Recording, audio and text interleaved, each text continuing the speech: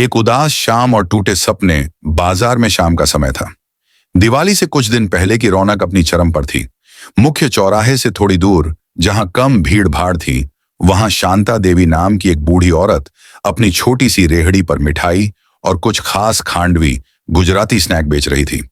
उनकी मिठाई की क्वालिटी और स्वाद पूरे इलाके में मशहूर था, लेकिन उनकी जगह थोड़ी कोने में थी। उसी समय जिले की डीएम काव्या किरोड़ी अपनी सरकारी कार से गुजर रही थी। वह दिवाली की तैयारियों का जायजा लेने निकली थी। कार के रुकने पर हल्के पीले सूट में मुस्कुराती हुई काव्या नीचे उतरी।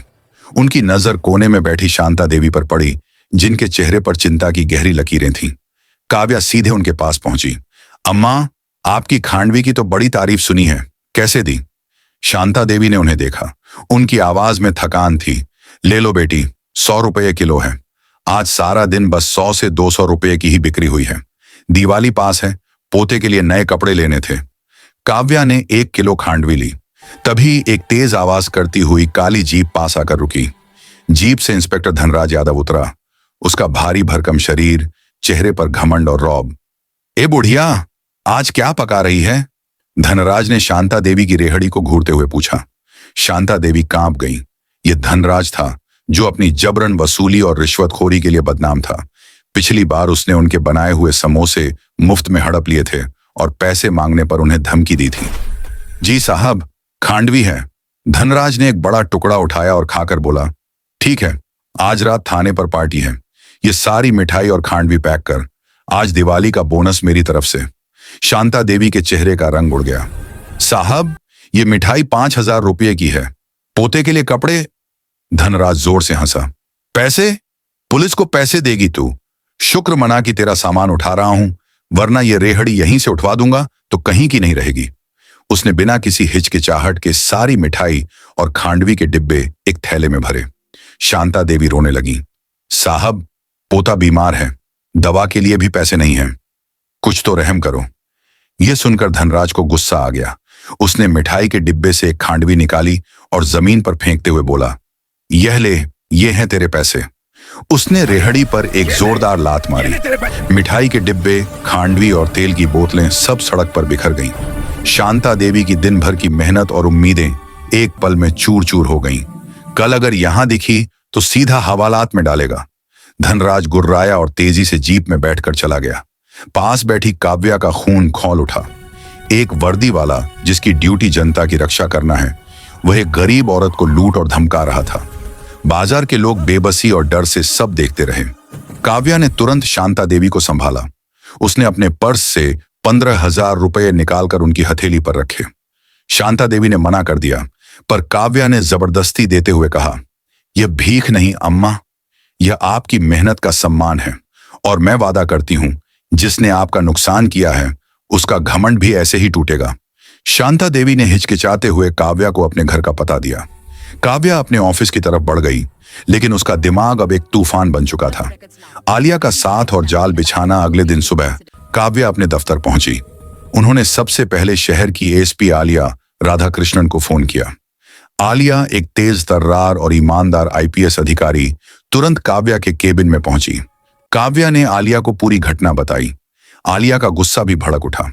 धनराज यादव की शिकायतें बहुत हैं, लेकिन कोई ठोस सबूत नहीं मिलता, और सबसे बड़ी बात, उसके पीछे एमएलए बाहुबली प्रताप का हाथ है। मुझे पता है, काव्या ने कहा, इसलिए हम उसे रंगे हाथ पकड़ेंगे। मेरे पास एक प्लान है जिसमें तुम्हारी मदद चाहिए। काव्या ने आलिया को अपना पूरा प्लान समझाया। यह सुनकर आलिया की आंखों में एक चमक आ गई। जबरदस्त, यह काम आज ही होगा। मैं अपनी सबसे भरोसेमंद टीम को लगाती हूं। शाम ढल चुकी थी। बाजार फिर से लग चुका था। जहां शांता देवी की रेहड़ी थी, वहां आज एक नई रेहड़ी लगी थी। रेहड़ी पर गरम गरम जलेबी और रबड़ी सजी थी, जिसे एक अधेड़ उम्र की महिला और एक युवक बेच रहे थे। ये दोनों कोई और नहीं, बल्कि एएसपी आलिया की टीम के पुलिसकर्मी मनसा और अमन थे, जो भेष बदलकर वहां मौजूद थे। काव्या और एसपी आलिया पास ही एक कार में बैठी थीं। कार में एक लैपटॉप रखा था, जिस पर बाजार में फैले पुलिसकर्मियों के छिपे हुए कैमरों की लाइव फीड आ रही थी। तभी दूर से वही काली जीप की आवाज आई। वो आ रहा है, काव्या धीरे से बोली। इंस्पेक्टर धनराज यादव उसी अकड़ के साथ आया। शांता देवी को न देखकर उसके चेहरे पर एक क्रूर मुस्कान आई। उसकी नजर जलेबी वाले नए ठेले पर पड़ी। वह सीधा ठेले के पास गया। कौन हो तुम लोग? और वह बुढ़िया कहाँ है? मनसा, भेष बदली पुलिसकर्मी, ने कहा। साहब, जगह खाली थी, हमने ठेला लगा लिया। बताइए क्या सेवा करें? धनराज की नजरें सबसे महंगे खोए की बर्फी पर टिकी। ये सारी बर्फी पैक कर आज बड़े साहब लोगों के घरों पर भिजवानी है। अमन ने कहा। जी साहब, 7,000 रुपये हुए। धनराज ने उसे घूर कर देखा। पैसे? जानता नहीं मैं कौन हूं। इस बाजार में धंधा करना है या नहीं? अमन ने जानबूझकर उसे उकसाया। साहब, हम तो गरीब हैं, आप ही रहम नहीं करेंगे तो कौन करेगा? धनराज का पारा चढ़ गया। उसने अमन का कॉलर पकड़ा।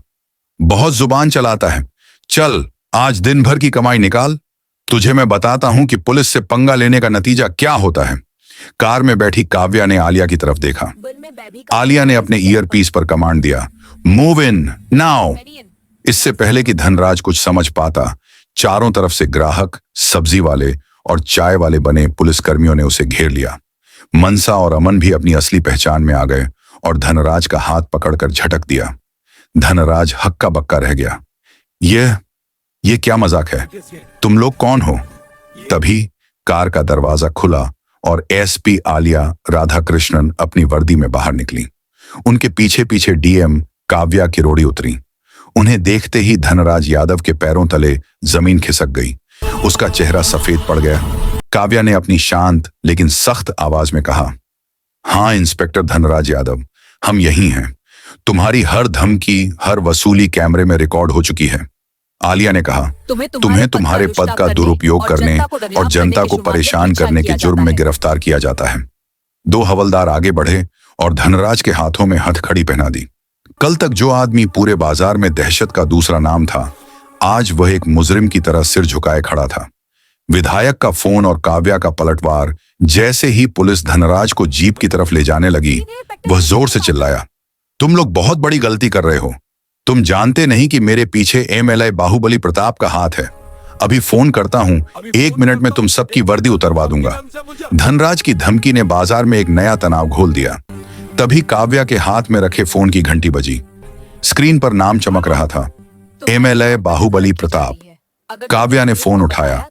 उधर से एक भारी धौंस भरी आवाज आई, डीएम साहिबा, मैं विधायक बाहुबली प्रताप बोल रहा हूं। मेरे आदमी धनराज को अभी के अभी छोड़ दो, वरना याद रखना तुम्हारा तबादला सिर्फ जिले तक ही सीमित नहीं रहेगा। मैं तुम्हें तुम्हारे घर के तहखाने तक पहुंचा सकता हूं।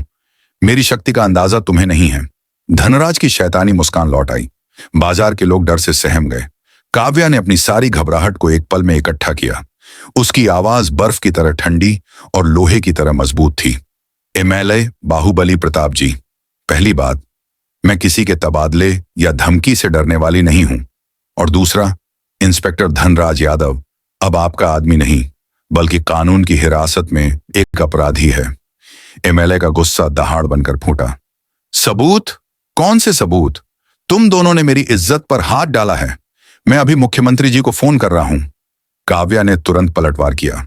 आप उनसे फोन जरूर कीजिए एमएलए साहब, लेकिन उससे पहले मेरी एक बात सुन लीजिए।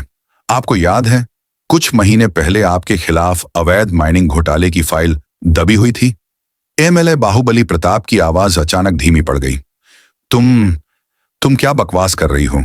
काव्या ने कहा। मैं बकवास नहीं कर रही हूं। वह फाइल अभी भी मेरे दफ्तर के लॉकर नंबर 3 में सुरक्षित है और उसकी एक कॉपी एसपी आलिया राधाकृष्णन के पास भी है।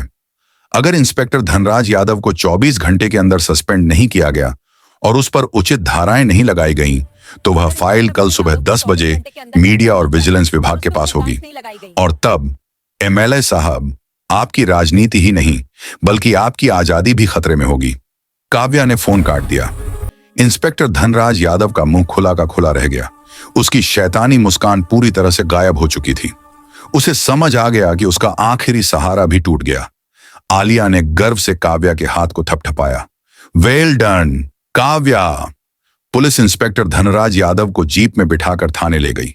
बाजार के लोग तालियां बजाने लगे। डर का माहौल अब आजादी और जीत की खुशी में बदल चुका था।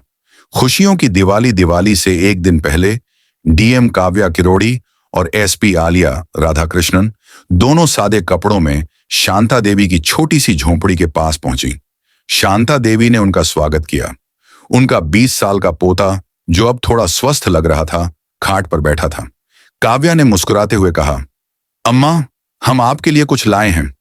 उन्होंने हाथ में एक बड़ा सा पैकेट बढ़ाया जिसमें नई मिठाई बनाने का सामान, पोते के लिए नए कपड़े और उसकी दवाइयां थीं। शांता देवी की आंखें भर आईं। तुमने मेरे लिए इतना कुछ किया बेटी, आलिया ने हंसते हुए कहा। अम्मा, हमने धनराज यादव को सस्पेंड कर थाने में बंद कर दिया है। अब आपको कोई परेशान नहीं करेगा। शांता देवी की आंखों में अब खुशी और सम्मान के आंसू थे।